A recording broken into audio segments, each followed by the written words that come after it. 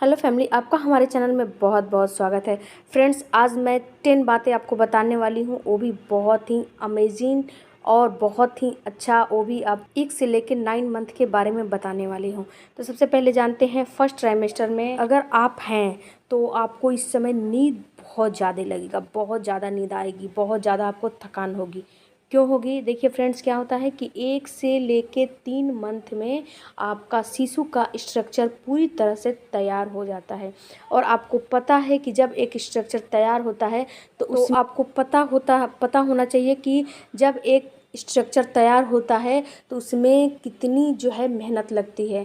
तो वहीं आपके साथ भी हो रहा है। आपके बॉडी में 1 से 3 मंथ में आपके शिशु का पूरा स्ट्रक्चर तैयार हो रहा है, इसीलिए आपको थकान, नींद महसूस हो रही है। तो आपको पूरा रेस्ट करना चाहिए। ये नहीं सोचना चाहिए कि अरे मुझे तो बहुत नींद आ रही है, मैं तो बहुत आलसी हो गई हूँ।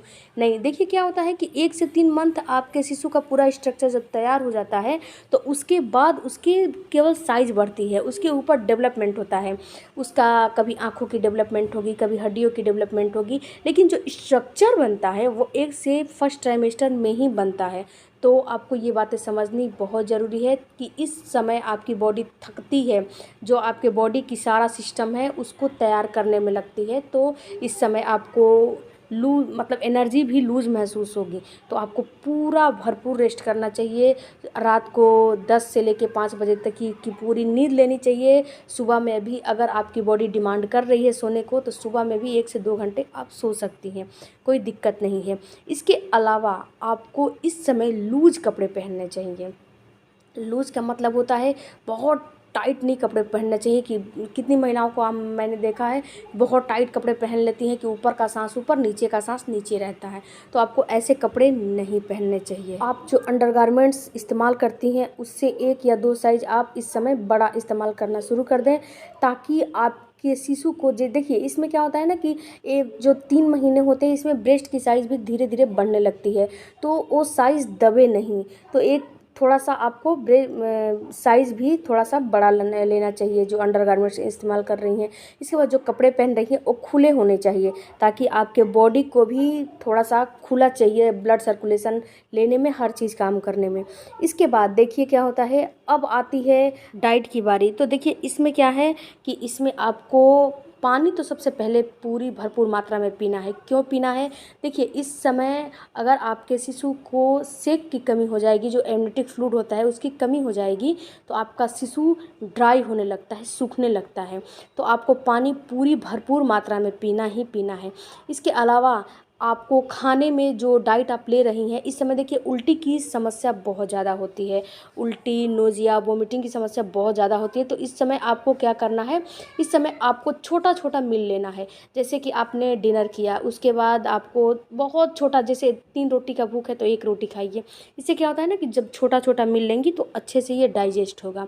जब अच्छे से ये डाइजेस्ट होगा तो इसके बाद आप थोड़ा बहुत डिनर के 1 डेढ़ 2 घंटे के बाद थोड़ा सा ड्राई फ्रूट ले लीजिए। उसके बाद उसके 1 डेढ़ घंटे के बाद थोड़ा सा एक सेव या कोई फल ले लीजिए। तो ऐसे क्या होता है, जब छोटी छोटी मील लेती रहेंगी तो इस समय आपको प्रोटीन, न्यूट्रिशन, कैल्शियम की ज़रूरत बहुत ज़्यादा होती है। तो ये भी पूर्ति होती रहेगी और आपका जो डाइजेस्टिव सिस्टम है, जो गैस कॉन्स्टिपेशन बनने की समस्या है, वो भी काफ़ी हद तक ठीक रहेगा। लेकिन आपको छोटी छोटी मील लेना है, बहुत इकट्ठे ज़्यादा एक बार खाना लेकर बैठ के नहीं खाना चाहिए इस समय। इसके अलावा आपको डायरेक्ट ज़मीन के टच में नहीं बैठना चाहिए, क्योंकि ये मिसकैरेज का कारण भी होता है। डायरेक्ट अगर आप ज़मीन के टच में बैठती हैं तो ये अपने परिवार में भी आप बता दीजिए कि अगर कहीं आप भूल जाती हैं तो आपको याद दिलाने वाला आपको याद दिला दे कि आपको ऐसा काम नहीं करना चाहिए। आपको क्रॉस लेग करके भी नहीं बैठना चाहिए। आप अगर बैठना चाहती हैं तो सोफ़े पे, कुर्सी पे, टेबल पे, या फिर जो टेबल आती है उस पे बैठिए, लेकिन आपको जो डायरेक्ट जो फर्श है उसके टच में नहीं बैठना है। आपको आलथी पालथी मार के भी नहीं बैठना चाहिए। इस समय आप अगर ये सारे काम करती हैं तो आपको मिसकैरेज का भी खतरा उठाना पड़ेगा इस समय। तो ये सारी चीज़ों को आप अवॉइड करना है आपको। इसके अलावा आपको अपने आसपास कहीं पे भी अच्छी डॉक्टर की तलाश करनी है।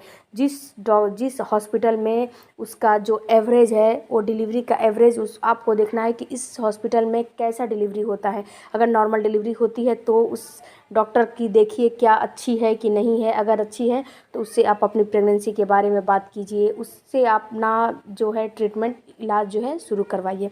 इसके अलावा आपको अपने वेट का टेंशन बिल्कुल भी नहीं लेना चाहिए कि मेरा तो वेट लूज होता जा रहा है, प्रेगनेंसी में वेट बढ़ना चाहिए। राइट, प्रेगनेंसी में वेट बढ़ना चाहिए, लेकिन कितनी महिलाओं को जो फर्स्ट ट्राइमेस्टर है उसमें वेट कम भी हो जाता है, वेट लूज भी हो जाता है, क्योंकि इस समय कितनी महिलाओं को वोमिटिंग की शिकायत होती है, शरीर में पानी की कमी हो जाती है, बहुत सी चीज़ें होती हैं।